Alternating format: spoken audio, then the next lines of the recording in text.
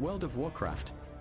It is the most popular MMORPG out on the market today, even 16 years after its release. But even though this game has been out for so long, many people have still never played it. I know getting into an MMORPG for the first time as a brand new player is arduous and daunting, so today, I have created a complete beginner's guide to the World of Warcraft covering everything you could want to know or have a question about as a new player. In contrast, many other websites usually cover the core mechanics for the various expansions, and what you need to know for all those systems. I do feel that there is a pretty big lack in terms of a guide that goes over the game's base mechanics. This is the first step in how everything in the World of Warcraft works at a base level. As you guys can tell, this is a very long video, but it is meant to be watched in pieces as you need the information. If you want to go ahead and tackle the whole guide so you know everything right off the start, feel free. Or, feel free to skip to the different timestamps if you need specific information. This first section is going to cover the free trial, how to purchase the game, recruit a friend, and expansions.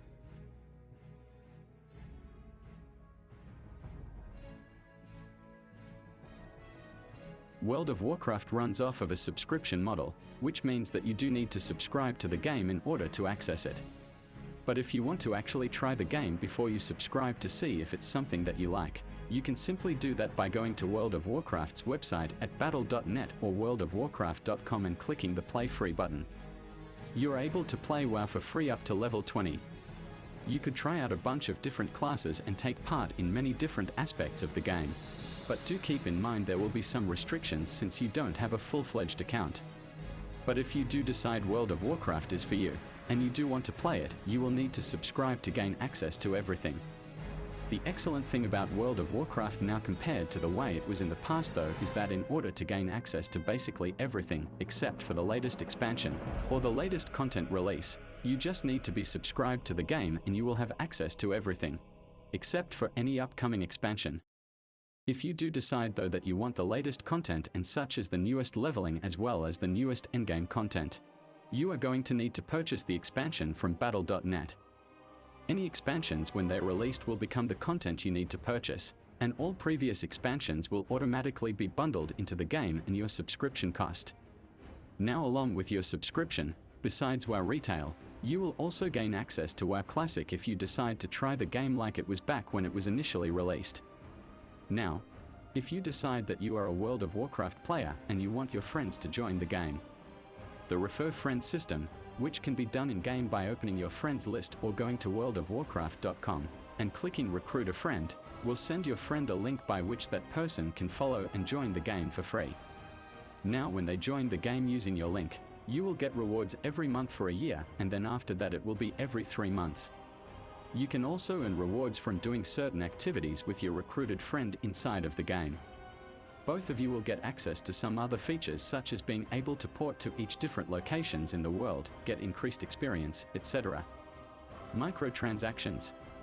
Even though World of Warcraft does operate on the subscription model, it does still have a microtransaction shop. The main difference is where other games have this as their main payment model. If you want to access the shop, you simply can from in-game by hitting escape and clicking shop. From there, you have a wide variety of options for things. If you want to take a look at it, it'll show you the featured items at any given time, and you can get game upgrades and purchase the latest upgrade for any current expansion that will be released. You can also see various account services such as character boosting, not recommended, faction change for your character race, character transfers to different realms, aka servers, etc. Although, some of these will require you to log out of the game since these do involve changing things about your character on the back end, so you can't be logged in on that character during that time. You can also purchase a WoW token. The WoW token can be bought in the in-game shop, and will give a 30-day subscription to the game. This token can also be purchased by other people in the game through the auction house for gold. So yes, theoretically if you do make enough money in World of Warcraft you can basically purchase yourself a subscription with in-game gold, therefore making World of Warcraft somewhat free to play. The microtransaction shop does also include mounts and pets, but with that being said, World of Warcraft has a highly robust, in-game pet and mount system, so much so that some think mount collecting is the real end-game content. Mounts and pets. Most pets and mounts can only be earned in-game, and it is gratifying when you get something you so worked hard for. The microtransaction shop has a limited amount, but it has certain mount skins that will only be available through the microtransaction store if you want to purchase them. The same logic also applies to toys and bundles from past expansions. What's a realm anyway? World of Warcraft runs off of a realm system, which means there are various sub-servers that you can play your character on, and as you can see, the list is pretty long. Now you might be wondering, if I play on one server and my friend plays on another, will we be able to play together? And the answer to that question is yes. WoW has a lot of cross-realm, cross-server technology that you can utilize if you want to play with your friends. If your friend is on one server, but you still want to run a raid together or PvP together, you can still communicate with each other, get invites to your friends to groups, and still play together with some minor trade restrictions.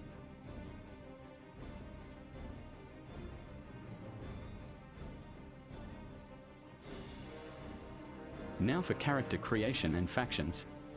There are two factions in WoW. You have the Alliance and the Horde. In each section, you have certain races that can only play for that faction. There is only one neutral race, the Pandaren. And in Battle for Azeroth, they added allied races that you can play in each faction, although these require certain in-game quest lines and achievements to unlock. If you want to play any of these races available to you, as they have a backstory and history, feel free to Google them and learn a little about them, especially if you plan on doing any roleplay. Still, the core races are what you'll have access to, as well as others that have been added in previously released expansions. At the very beginning, and as I said, you can see here on the left and right, which races you can play within the two factions. Now, keep in mind that each races has a unique passive and active racial ability. As an example, humans have an increased haste, crit, mastery, and versatility and a bonus to reputation gains that are passive abilities. You are also able to break out of stun effects, which is an active ability. We're going to start with the Alliance for this. Our first race is obviously humans, and for the humans we also their racial ability. That utility I was discussing they have is what's called Every Man for Himself, which removes all stun effects. Now this can share a cooldown with other similar effects that will remove stuns from your character, and this will have a 3-minute cooldown. We also have dwarfs that can play on the Alliance side as well, and their racial skill is going to be Stone Form, which removes all poison, disease, curse magic, and bleed effects.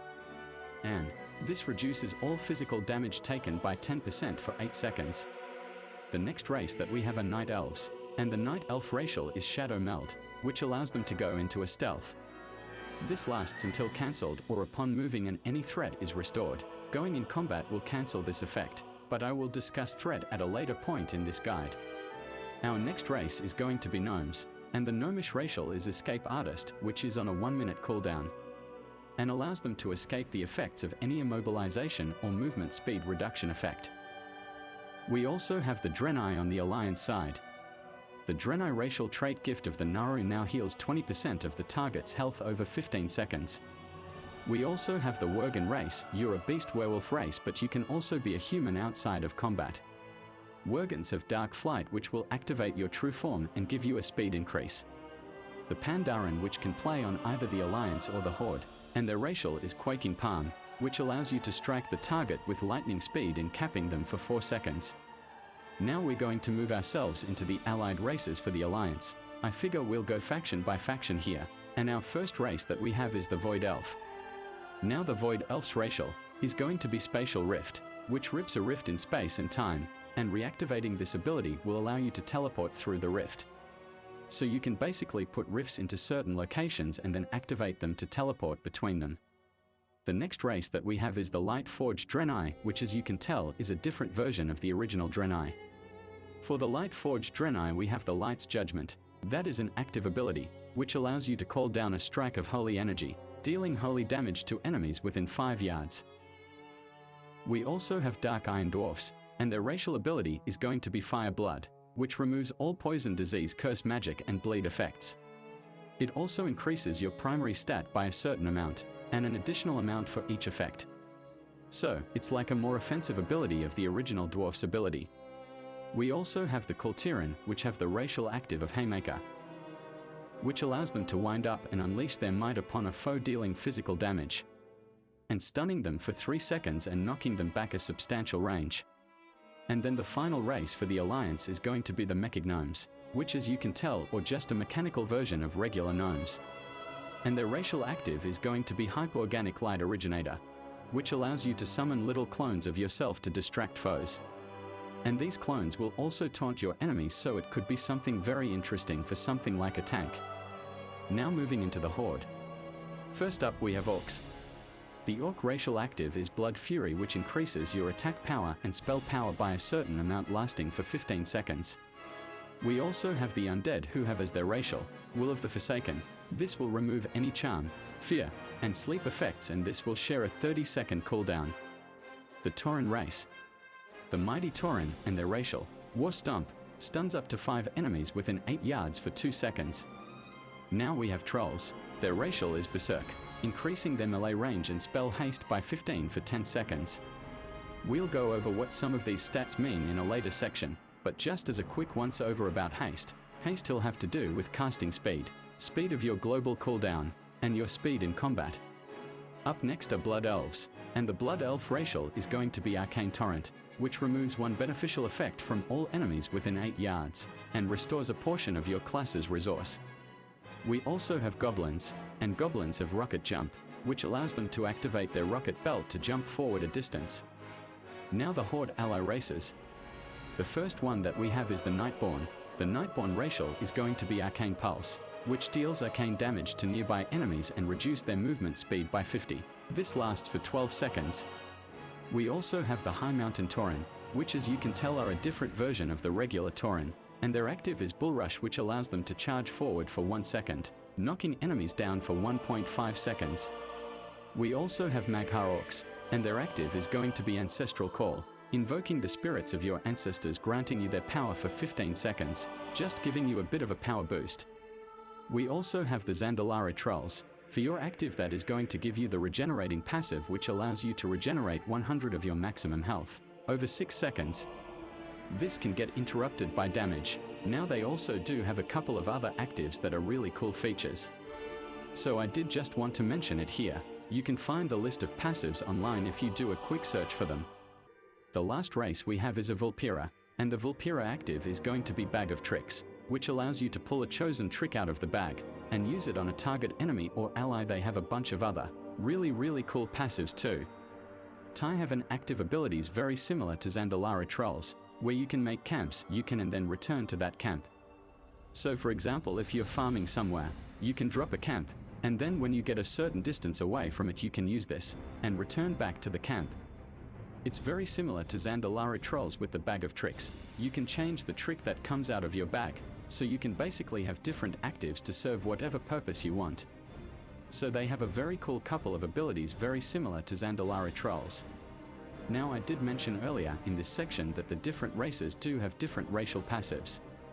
And if you guys want to look those up, I will leave a link in the description below where you can look up the various racial passives to see if any of those kind of get your attention, besides just either the appearances or the active abilities. So choose a faction and choose a race.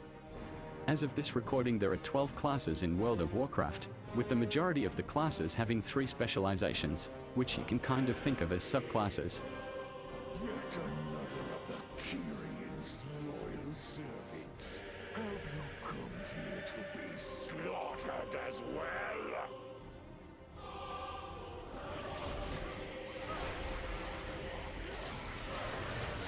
Mischief was me.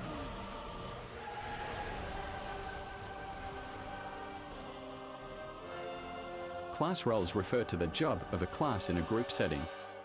The basic roles are Tank, Healer, and Damage Dealer, aka DPS, but each of these roles include sub-roles, and classes can also have support roles. This guide generally addresses PvE, but includes some info useful for PvP. Primary roles. There are 3 primary roles in almost every MMORPG, and World of Warcraft is no exception. Tank. The role of a tank in the group is to take damage for the group, protecting the others from being attacked. Tanks usually have high health, high armor, and often high avoidance. Their job is to keep the monster's threat or attention on them, preventing the monster from attacking others in the group, who are often less armored and less able to take the damage from the monsters, or mobs, as people call them in-game. Tanks are often the leaders of the group, the first ones into a fight and the last ones out. Good tanks can make a very hard dungeon seem easy. Healer. The role of a healer in the group is to heal others when they are hurt or take damage, thus keeping party members alive in order to tank or kill the enemies. The role often requires quick reaction time and steady nerves. The healer is often credited, wrongly or correctly, with good groups and bad. Damage dealing, DPS. The role of DPS is to kill the monsters. This may sound simplistic, but it takes skill and know-how to dish out powerful damage without overwhelming the groups, tank and causing the monsters to attack you. Sub-roles. Sub-roles refer to the breakdown of each of the primary roles. For example, DPS is composed of melee, ranged physical, and ranged elemental. The breakdown of all the sub-roles within WoW and the corresponding classes which fill those roles will be covered in a later guide. Now we're not going to go over all the different classes, just go over them really quickly and go over what their specs are. Most of the details will be in doing a class trial where you get a feel for what it is. All three have different playstyles within playstyles, as in a Paladin healer plays differently than a priest healer. And warrior tank plays differently than a druid or demon hunter tank. To add to the confusion, only certain races can be certain classes. So, try them out and see what you like by clicking the class trial button before you make a commitment. Right now, you can either create a class brand new or you can do a class trial if you just want to try out the class, see what it's all about and get a feel for what you like. On the class trial of the character, you'll go into this little mini tutorial on how one of the specs of your classes work. It'll give you a little run through, show you how to use some of your skills, how to use them in quick succession, and basically just give you a little bit of insight into what the class is and how it plays. As I mentioned, for the most part the majority of classes have 3 different specs. Now we're going to go over all the different classes really quickly. As you go through the classes you will notice that some can be tank, heals, and DPS. And some are what are known as hybrids. With Paladin as an example, Holy is going to be the healing spec, and for the tank spec you are going to have protection, where you're going to use your holy magic to shield and defend yourself. Then Retribution Paladin, this is going to be your offensive damage dealing or DPS spec, who use holy magic and the power of the light for their offensive capabilities. They have a ton of utility to bring to a team since these are what's called a hybrid. What you're going to notice is that classes that also have the ability to heal are known as hybrids when it comes to their offensive specs, simply because they are able to do more than just simply deal damage. They are able to bring other heals and utility that come to the class at a base level, because all of the classes, for example, have base spells that all of these specializations have access to, with the specialization or the quantum code subclass giving you access to a more specialized set of abilities. The reason I'm kind of choosing to go over this now with Paladins is because as a Paladin it's a good example of what to expect to be asked to do in a team, DPS or tank, and do some off heals while you are at it. So I figured it would be a good time to explain this information now.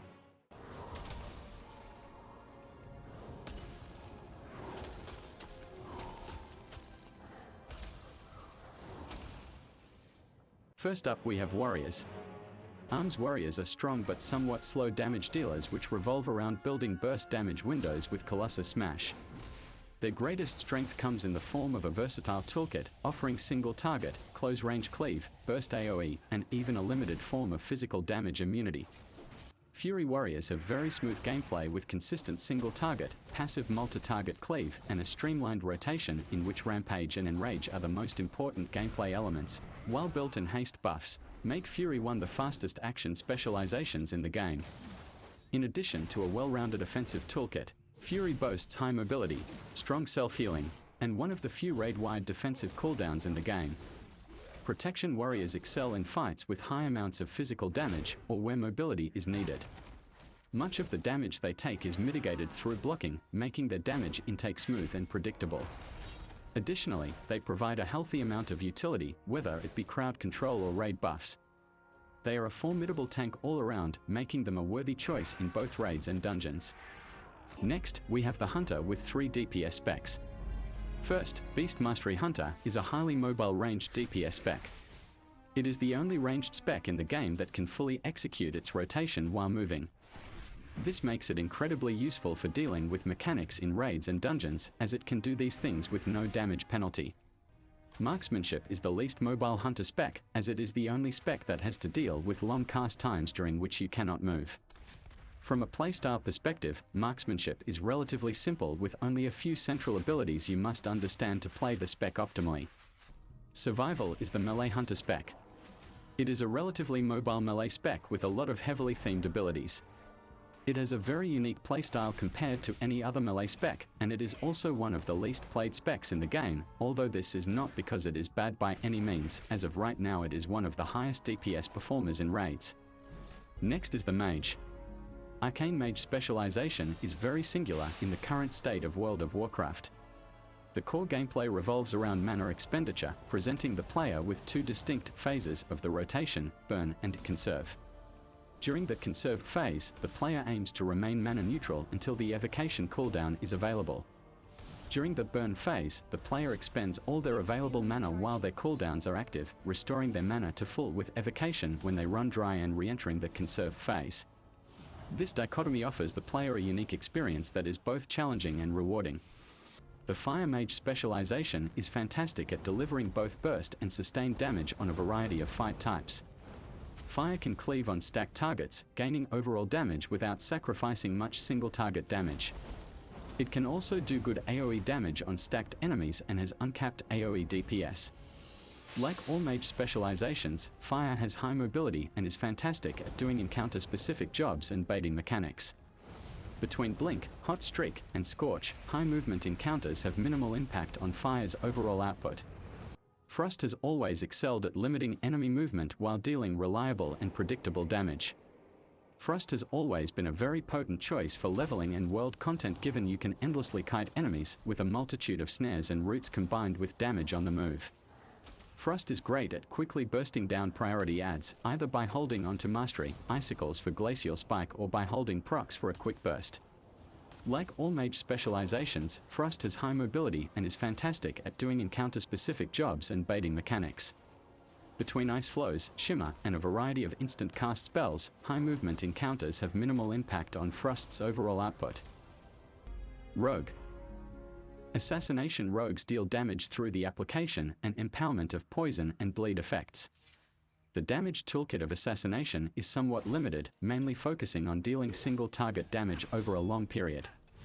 As with the other rogue specializations, Assassination sports phenomenal defensive abilities that allow them to soak and survive mechanics that most other classes cannot. Outlaw Rogue is a specialization that centers around managing resources while sustaining high damage to stacked targets. As in previous expansions, Outlaw is a fantastic jack of all trades that can comfortably handle any situation or fight type. Between the three rogue specializations, Outlaw is the most effective in situations involving cleave DPS. Subtlety rogues revolve around burst damage windows by combining Shadow Dance and Symbols of Death whenever possible for maximum burst. However, this means that damage outside of these cooldowns is very mediocre at best. Like other rogue specializations, Subtlety has one of the best defensives in the game. Priests. First, the Discipline specialization relies on healing players through dealing damage, thanks to the Atonement passive, but also has traditional heals and absorption spells. Healing through dealing damage allows Discipline Priests to contribute to the raid's DPS while still performing well as a healer. Discipline Priests provide very significant, on-demand AoE burst healing on a very short cooldown. Balancing healing and dealing damage can be difficult to master at first, but through research and practice, Discipline can be one of the more rewarding specializations to play. In order to properly play a healing role, you will need more than just class-specific information. To better understand healing in general, I recommend that you take a look at my Healing in WoW guide. Holy Priest is a fantastic reactive healer, especially suited for healing large groups and raids. With a response to almost all damage types, there is always a tool on hand to deal with the situation and keep you thinking while you play. Raid healing as a Holy Priest revolves around the chosen talents and the two holy words, Holy Word, Sanctify, and Holy Word, Serenity. Outside of these, the bulk of the healing comes from the mana-efficient Prayer of Mending and Circle of Healing, alongside the variety of filler spells, used to reduce the cooldown of our burst healing holy words. Talenting into Holy Word, Salvation gives Holy Priest a second raid cooldown, which can be invaluable to your healing team. We will go over more of what talents are later. Shadow Priest has received a large rework going into Shadowlands and plays like a brand new car. There are amazing choices on the talent tree, and the playstyle harkens back to old versions of the spec, while giving it new life and purpose as a spec again. Void Form is now a hard-hitting 1.5 minute cooldown, and gives you better defined peaks and valleys of damage without the spec feeling punishing. While the spell priority system may seem simple at first glance, the true mastery of your Shadow Priest comes from how well you can perform your rotation whilst also respecting mechanics. Now some general information on Warlocks. First is Affliction. Affliction Warlocks excel at sustaining high single target and multiple target damage. Most of your damage comes from the application of harmful damage over time effects, or known as dots. This allows them to effectively cleave on targets that are spread around an area, something many specializations struggle with or are flat out unable to do. Just like the other Warlock specializations, Affliction Warlocks bring the Demonic Gateway ability to the raid, which can be an invaluable mobility cooldown. Demonology has once again taken on a new look for a new expansion. While Legion took a stab at the Demon Lord fantasy, their vision did not really ring true for a lot of the player base. Battle for Azeroth has done a lot of course correcting towards a fluid feeling, Demon Horde commanding iteration of Demonology. Demonology has a fun and medium-paced rotation, focused around summoning forces of evil to do your bidding while you generate resources in between. While the specialization does have some ramp-up time, it does feel smooth and fast, once it is running at full steam. Demonology Warlocks are especially strong on encounters that have stable mobility, rather than helter-skelter movement. The Destruction Warlock is a very flexible specialization that can find ways to excel in a variety of environments. Destruction can deal a lot of bursts to a single target and also efficiently cleave and AoE several targets at once. Destruction is almost always a viable candidate for progression fights, as it has the least ramp-up time of any Warlock specialization. It can pressure priority targets easily and has strong cleave through havoc. Like all Warlock specializations, Destruction brings Demonic Gateway, a powerful raid cooldown that can transport your entire group 40 yards instantly. Now for the Paladin. First is Holy Paladin. Holy Paladins specialize in tank and single target healing, with this being their primary role. They excel at this because of Beacon of Light and Holy Shock, as well as their efficient single target heals. They also possess several tools that help them mitigate or avoid damage, both on themselves and on other raid members, such as Blessing of Protection and Devotion Aura. Holy Paladins lack mobility, but in general they are viable in raids and dungeons. As a Protection Paladin, you can expect to perform the role of a solid and reliable tank. In general, your damage intake will be relatively smooth, with many attacks being blocked by your shield or softened by your strong active mitigation. No other tank class has quite the array of tricks up their sleeve that a Paladin does. Retribution Paladin is a very cooldown-reliant melee DPS spec. Their greatest strength is the high versatility in available burst types, be it single target, close-range cleave, or AoE. The defensive utility is very good as well, as it offers a damage reduction aura, a strong single target damage reduction cooldown for others, massive off heals, and the best immunity in the game. The Druid, occasionally Druidess for females, is a shape-shifting hybrid class available to the Night Elf, Worgen, Tauren, High Mountain Tauren, Troll, including Zandalari, and Kul Tiran races. Druids are able to perform each of the three group roles, tanking, healing, and dealing damage, by utilizing their shapeshift forms. While a Druid is most effective in the role determined by their active specialization and equipment, they can also use their shapeshifting abilities to temporarily switch to a different role in combat. In addition to combat forms, Druids can shapeshift into forms that increases movement speed while running, swimming, or flying. The ability to switch roles out of combat and temporarily perform a different role in combat makes the Druid class one of the most versatile in World of Warcraft. The balanced specialization provides an entertaining and challenging rotation, and it performs well in terms of both single and multiple target DPS. Balanced Druids shine in multiple target fights due to their ability to multi-dot and hit every target. However, while Balanced Druid multi-target is strong, it still requires some setup and ramp-up time and is not very bursty with just the base kit. This can lead to Balanced Druids being less optimal when your group needs to burst targets. For single target, Balanced Druids do well. The rotation for single target is more linear than that of multi-targeting, requiring less prep time and less knowledge of the fight. You work to spend astral power as you get it unless you otherwise need it for some sort of burst scenario. Feral, the melee DPS specialization for druids, forms its core gameplay around balancing two separate resources while leveraging those to apply powerful bleed dot effects on targets. Alongside that, energy and combo points are used in tandem to set up high burst windows via pooling gameplay. Guardian Druid is a sturdy tank that manages damage intake through having strong passive reductions, a large health pool, increased healing received from mastery, and a stackable active mitigation with Iron Fur. They are an excellent sponge tank, and once you have acquired enough gear, they are mostly self-sufficient with a unique playstyle unlike any class. They bring good utility to raid and Mythic Plus groups as a tank. Guardian Druids excel against encounters where a large majority of incoming damage is physical or melee damage.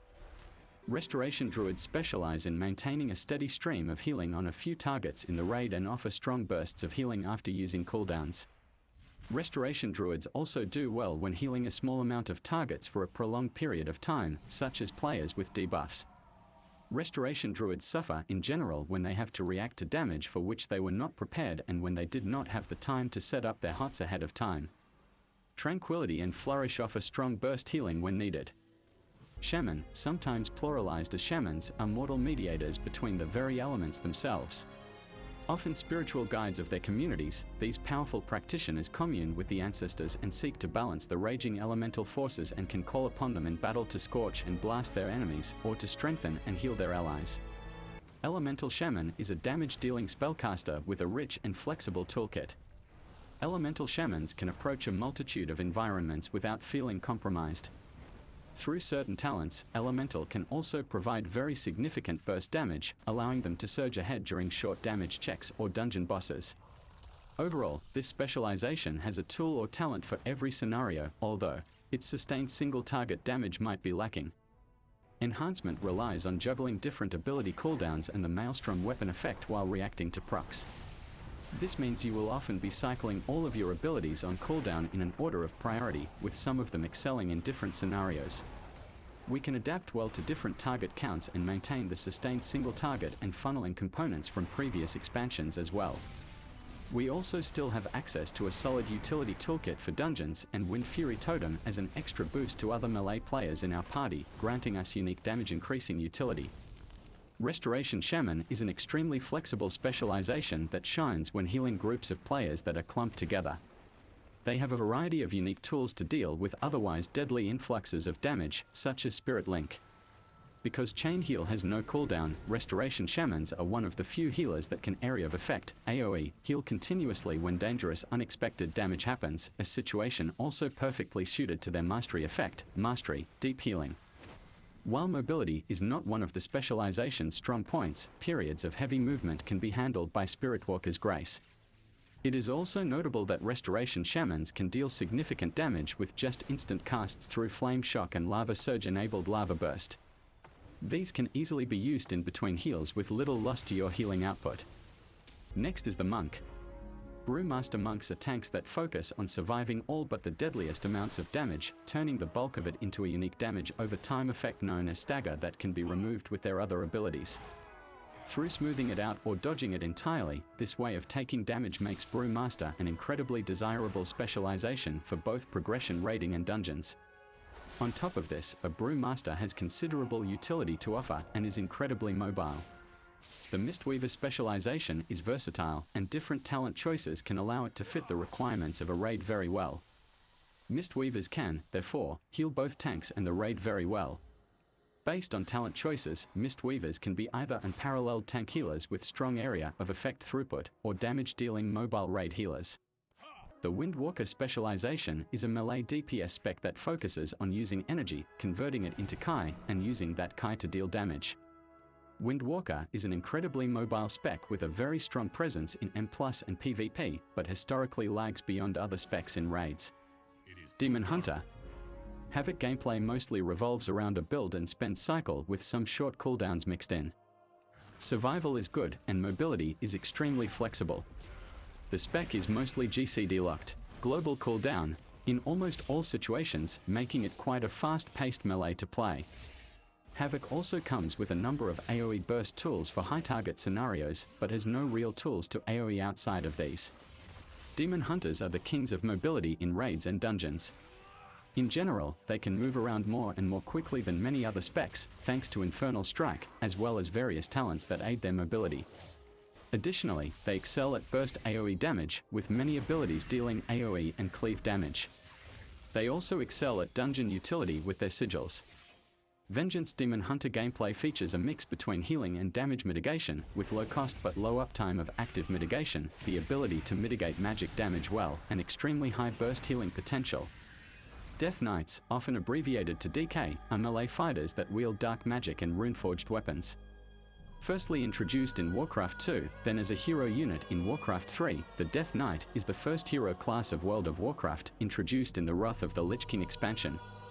Blood Death Knight is one of the 6 available tanking specializations within World of Warcraft and is centered around reactively healing damage taken, using Death Strike, and using a large array of cooldowns to support yourself and your team. Frost Death Knight is a melee DPS spec that has high burst and cleave capabilities. It can wield both two-handed weapons as well as one-handed weapons, with a considerable AoE damage. It also has a strong raid cooldown in the form of Anti-Magic Zone.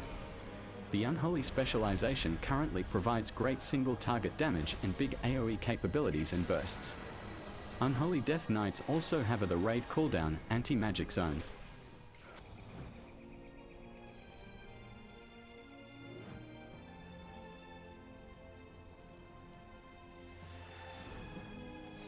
Now let's look at customizing. From here you're able to adjust things such as skin color, face, hairstyle, hair color, facial hair, or just randomize them. You're also able to change your gender as well. So one of the good things about World of Warcraft though is that the races for the most part are kind of just like a cosmetic.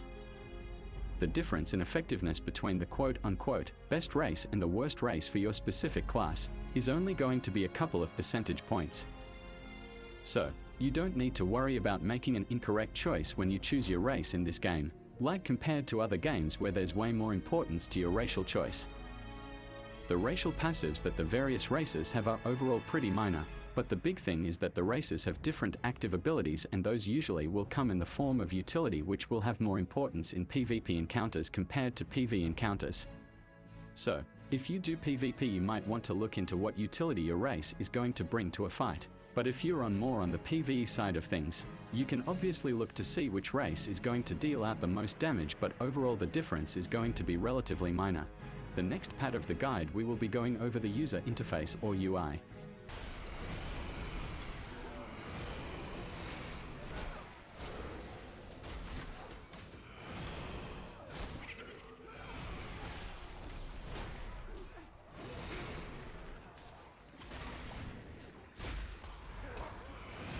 One of the most confusing parts about starting to play World of Warcraft is the user interface, UI for short. What is a user interface? Simply put, the UI is the collection of buttons, bars, and images on your screen. It is important to understand the layout of the UI because it is the way you will interact with your character, friends, and everything in World of Warcraft. Let's jump right in. When you first log into your new character, it may not be clear what the different buttons and bars do. To help you learn the basics, here is an image of the default UI and some general information about the default layout. While it is possible to change this layout with custom add-ons, we will only cover the default layout here. Health bars. By default, and upon logging in the first time, your character's health and resource bars will appear in the top left area of the World of Warcraft user interface. Additionally, a photo of your character and your level will appear here. If you play as a class with a pet, like a hunter or warlock, you will also see your pet's health and energy in this area. Health, also called hit points or HP, is the total amount of damage your character or pet can take before you die. You can see your percent of health remaining and the value of total health by hovering over the green bar. The resource bar shows the amount of power you have to use your abilities. In the case of the character in the image, a hunter, this resource is orange and is called focus. The name of the resources used varies from class to class, focus, mana, rage, etc., but are all used for the same purpose, to use spells and abilities. Immediately to the right of your health and energy is your target's health bar. If you don't have a target, this area will be empty. To get a target, you will need to left-click on a character in the world. Additionally, pressing the Tab key will target the closest target if there is one in range. Pressing the Tab key multiple times will rotate through all available targets nearby. As with your character, the frame for your target shows HP and resources. In the example image, the selected target, Stormwind Infantryman, has a health bar in green, but the resource area is empty. This is because this target is a non-player character, NPC, and does not use a resource. It is also important to note that the color of your target's health bar indicates whether it is friendly, neutral, or hostile. A green health bar, like in the image, is a friendly unit and will not attack and cannot be attacked. A yellow frame is neutral and will not attack you if you walk near it. A red health bar, or red name above the character's head, means that the character will attack you if you get too close to it. In the top right area of your screen are little icons that indicate current buffs or debuffs impacting your character. A buff is a spell that makes your character more powerful. A debuff is the opposite, it lowers your character's power or does damage to you over time. The remaining duration on a buff or debuff is shown below the icon. Here, the debuff shows 34 seconds remaining while both buffs have no time, which means they do not expire. If you ever see an icon in this area and are not sure what it does, you can hover over it to see the buff or debuff name and effect. Directly to the right of the buff or debuffs are your minimap, clock, and calendar. The minimap is the circular map with the arrow in the middle. The arrow shows the location of your character and which direction you are facing. It will also show a lot of icons for important landmarks in the game. As an example, you may see a gold exclamation point on the map, which indicates a new quest. A gold question mark, on the other hand, indicates that you have a quest to turn in. In the next part, we will look at questing in more detail. It is also helpful to note that you can adjust what icons appear on your minimap by left-clicking the magnifying glass. Upon doing so, a list with checkboxes will appear. If you see an icon you don't recognize on your map, you can use this list to see what it represents. Above your minimap is a text box that tells you where your character is. To the right of that text is a small icon that can be clicked to open a larger version of the map. This same map can be opened by pressing the M key on your keyboard. Under the icon to open the world map is the calendar. Clicking on the calendar shows when certain in-game activities are scheduled to take place. If you have joined a guild, an organized group of players in your realm, you can also see your guild events as well. On the bottom left-hand side of the World of Warcraft user interface is the chat box and social tools. If you click on the icon that looks like a person, or press the letter O on the keyboard, it will pull up a list of your friends specific to World of Warcraft or via Blizzard's BattleTag or Real ID friend systems. Additionally, this tab will allow you to ignore other players, send invites to friends to play via email, join friends in content, and manage raid groups. The icon below that, which looks like a speaker with a sound wave coming out of it, will select the chat channels you would like to join. You can play with these settings if you would like, but there is generally no reason to, because the game will manage your channels for you as you travel to different areas. The last icon down that left side, which looks like a speech bubble, selects the method of chat you would like to use. You can activate these methods by clicking on this icon or by including a / in front of the name of the chat type. As a few examples, if you type /say and hit spacebar, you will now be in a mode that will only talk to players near you. If you type /party or /p and hit spacebar, you will talk to the group you are in no matter where your party members are. This icon also includes emotes and voice emotes. These are commands that your character can perform to do things like thank other players, be shy, or even make train noises and gestures. The action and experience bars are found in the bottom center of the World of Warcraft user interface. The action bar is the set of square boxes, while the experience (XP) bar is the purple or blue rectangles below it. The experience bar shows how much XP you have at your current level and how much is needed to reach the next level. If you hover over this bar, it will show you the detailed numbers and % related to XP. If the bar is purple, that means your character is unrested and you will gain experience at a normal rate.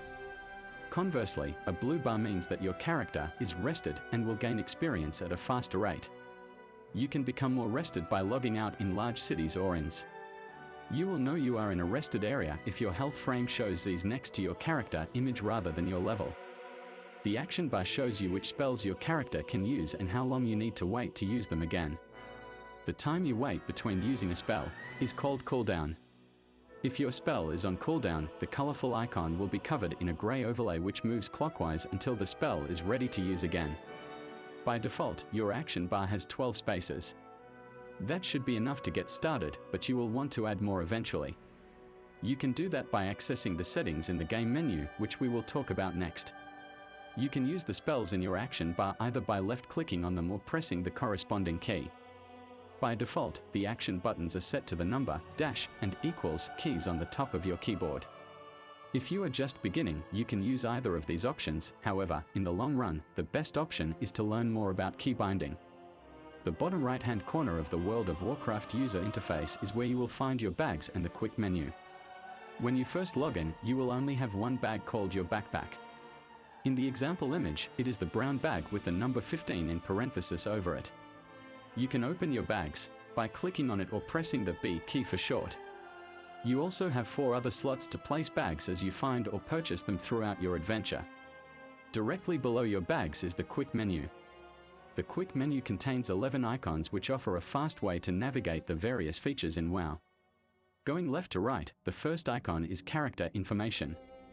This offers a quick way to look at the gear your character is wearing and the stats, power, that your character has.